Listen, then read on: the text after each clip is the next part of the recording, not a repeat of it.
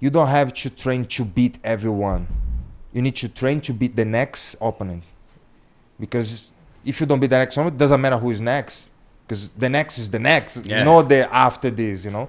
So you have to figure out who is the next. If he's southpaw, if he's grappler, if he's striker, and then you're gonna see who can mimic the next fighter that you're gonna do. Wow. And then you go from there, you know. So your training camps, you specifically bring in someone and you try to have them mimic the guy you're fighting, and you try to have that fighting style every day in the cage? Yeah. Wow. You spar every day?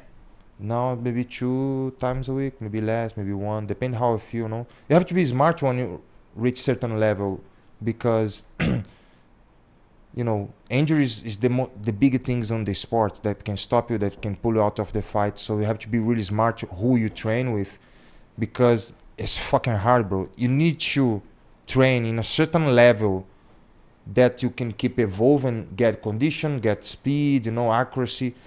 But you cannot go above that level too much, because you get injured and then you few days off train to recover, maybe weeks, maybe months if you get a surgery. Yeah. But if you train too low, you don't get ready enough for the fight and you get your ass beat on the fight day. So it's really hard business, because you have to train just enough to don't go up and to don't go below what you need. Wow. That's actually scary, because I learned from training with Tito Ortiz back in the day. That's why I never really used like people in my weight class and like fighters that was in the UFC, because one time Tito was training with New York Badass. What's his name? New York Badass, Phil Baroni. And Phil Baroni was going in for a single leg takedown, and Tito was trying to get out, and Phil Baroni hurt his knee. Like what Tito had to pull out of the fight, had to get surgery. I was like, Phil, why you didn't just let the leg go? It's like it's training. He's like, no, I wanted that takedown.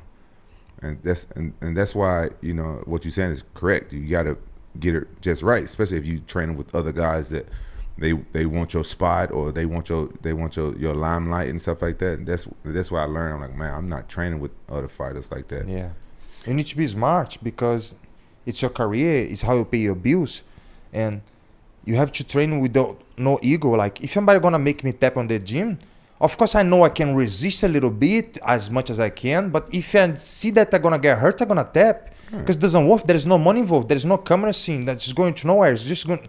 I don't want to be champion in the gym. I want to be champion in the world.